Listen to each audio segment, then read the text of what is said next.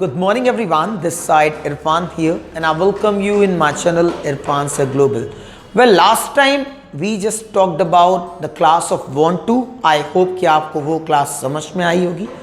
पहले जल्दी से इस चैनल को सब्सक्राइब कर लें और बेल आइकन को प्रेस कर लें सो दैट जो कंटिन्यू हम एक सीरीज कर रहे हैं स्पोकन इंग्लिश की वो आप सीखते रहें. और आई होप आपने पिछली क्लास से want to को सीख लिया होगा. जैसे मुझे एक स्टेटमेंट बोलना हो कि मैं लिखना चाहता हूं तो मैं कैसे बोलूंगा? I want to write. क्या बोलते हैं? I want to write. अब मुझे कहना है मैं बोलना चाहता हूं I want to speak. तो ये आपको समझ में आया. अब अगर सेंटेंस जस्ट थोड़ा सा इसमें चेंजेस कर दिए जाएं, I am sure you will be confused. चलिए let's have a look. Let's say एक स्टेटमेंट है कि मुझे नाम और शोहरत चाहिए. जैसे ही चाहिए बोला बहुत से लोग बनाएंगे I should name and fame. Should suggestion के लिए आता है, ये सजेशन नहीं है, यहां पे जरूरत है, चाहत है, तो ये वांट से बनेगा. अब बहुत से लोग बनाएंगे I want to name and fame. अब आपको यहां ध्यान देना है कि वॉन्ट के साथ टू तब लगता है जब उसके बाद एक्शन होता है. अभी जब वॉन्ट के बाद नो एक्शन कभी आए तो आप टू का यूज नहीं करते हो, राइट. और अगर हमें स्टेटमेंट बोलना है यानी अगर वर्ब आएगी तो टू आएगा. यहाँ पे वर्ब नहीं आ रही है इसलिए टू नहीं आएगा. जैसे मुझे नाम और शोहरत चाहिए, I want name and fame, that's all. क्या बनेगा? I want name and fame. I repeat for the last time, I want name and fame. I hope you have got it. अगला देखते हैं. मान लो मैं कह दूं मुझे एक अच्छा सा साथी चाहिए. मुझे एक अच्छा सा साथी चाहिए.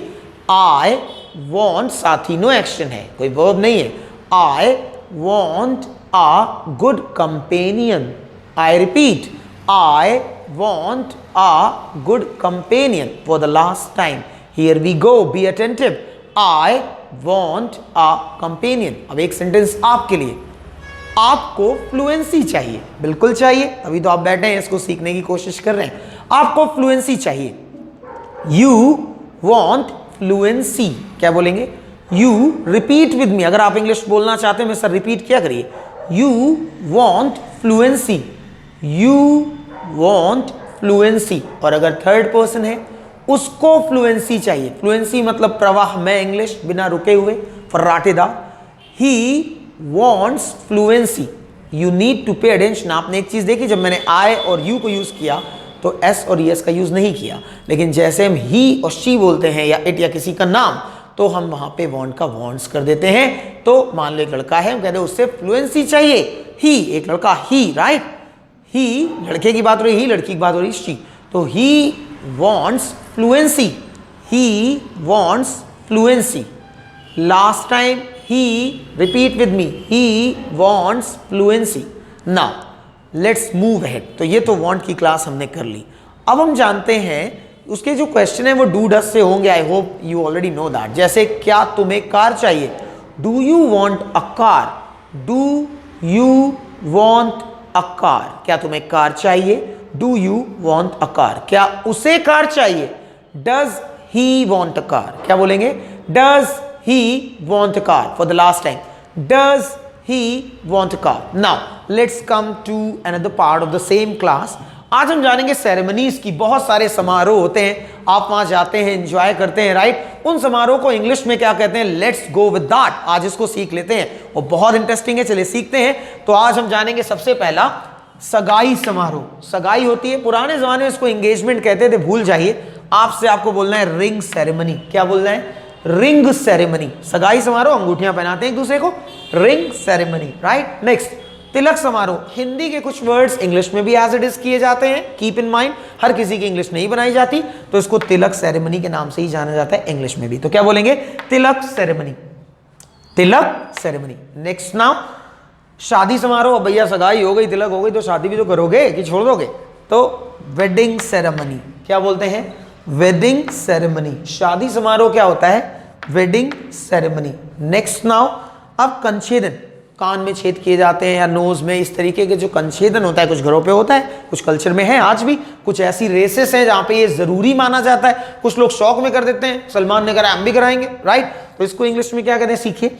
ईयर पियर्स माने चुभाना होता है कोई चीज, तो वहां चुभा के ही तो छेद होगा, तो ईयर पियर्सिंग सेरेमनी, क्या बोलेंगे, year piercing ceremony, year piercing ceremony. Next now, भैया मुंडन होता है छोटे बच्चों का, इसको इंग्लिश में बोलते हैं टॉन्शर सेरेमनी, क्या बोलेंगे, tonsure ceremony. Once more, tonsure ceremony. Next now, baby shower ceremony, गोद भराई, बच्चा जैसे किसी के बेबी हुआ तो उसमें फिर फंक्शन होता है, इसको गोद, शादी के बाद की बात कर रहा हूं, इसको इंग्लिश में बोलते हैं बेबी शारिंग सेरेमनी। क्या बोलता हूं, baby shower ceremony. Ceremony understood है और लिखने की जगह नहीं तो मैंने लिख दिया, राइट। तो आपको ये लिखा मिलेगा, स्क्रीन पे आप देखेंगे तो यहाँ आपको लिखा मिल रहा होगा। तो बेबी शारिंग सेरेमनी, क्या बोल देंगे, baby shower ceremony. Let's come here. अब शपथ समारोह, कई बार जब देश के पीएम या राष्ट्रपति बनते हैं तो वो क्या करते हैं, शपथ लेते हैं कि वो अच्छे से देश को चलाएंगे और कोशिश अच्छी करते हैं, तो शपथ समारोह ओथ सेरेमनी कहलाता है।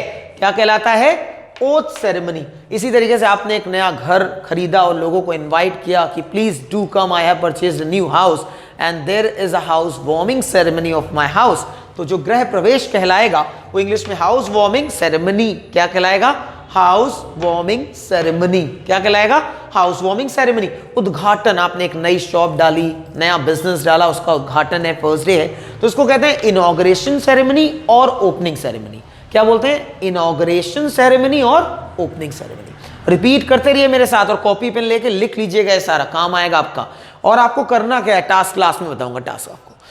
वलीमा करते हैं, शादी के बाद जो खाना किया जाता है, वेलकम किया जाता है, राइट। लड़के वाले लड़की वालों का करते हैं, इसको इंग्लिश उर्दू में वलीमा और एटोम भी बोलते हैं, आप लोगों में शायद एटोम बोलते हो, हम मुस्लिम हैं तो हमारे यहाँ वलीमा बोला जाता है। तो इसको रिसेप्शन सेरेमनी कहा जाता है। क्या कहा जाता है, रिसेप्शन सेरेमनी।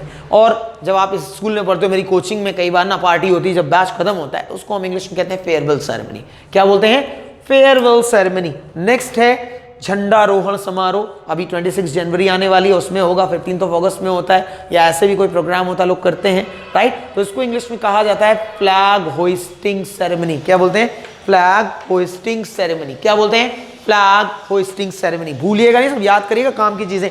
फिर कॉलेजेस में आप पढ़ते हो और जब आप ना ब्लैक कलर का वो कोट वोट पहन के हैट लगा के हैट उछाल देते हैं, राइट, और डिग्री मिलती है आपको, इसको बोलते हैं दीक्षांत समारोह हिंदी में, और इंग्लिश में बोलते हैं कॉन्वोकेशन सेरेमनी। क्या बोलते हैं, convocation ceremony. And last but not the least, एक फ्रेज है तब कही जाती है, आखिरी तो है लेकिन किसी से कम नहीं है। इंसान इतने सारे समारोह देखेगा तो मतलब जिंदगी है तो खत्म भी तो होगी।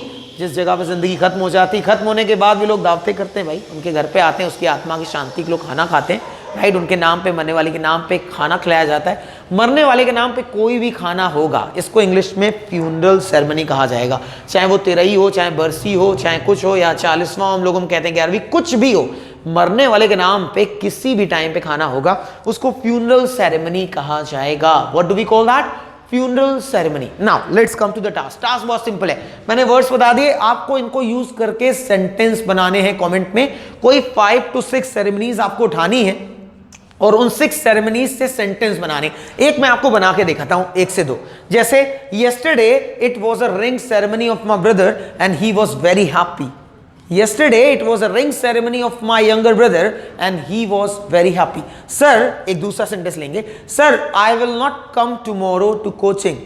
Why? What happened? मैंने पूछा why? What happened? Sir, actually there is a house warming ceremony of my new house. My father purchased a new house. There is a house warming ceremony of my new house because my father purchased a new house. तो इस तरीके से आपको कुछ sentences comment section में 5 to 6 ceremonies उठा के बनाने हैं और सेंटेंस बनाने से ही आप सीख पाओगे। So with these words I would like to say a bye-bye to you, and at last I would say keep commenting and keep trying to promote me as you are doing so. I would like to say a big thank to you all. I'll be right back with a new video very soon. Take care till then.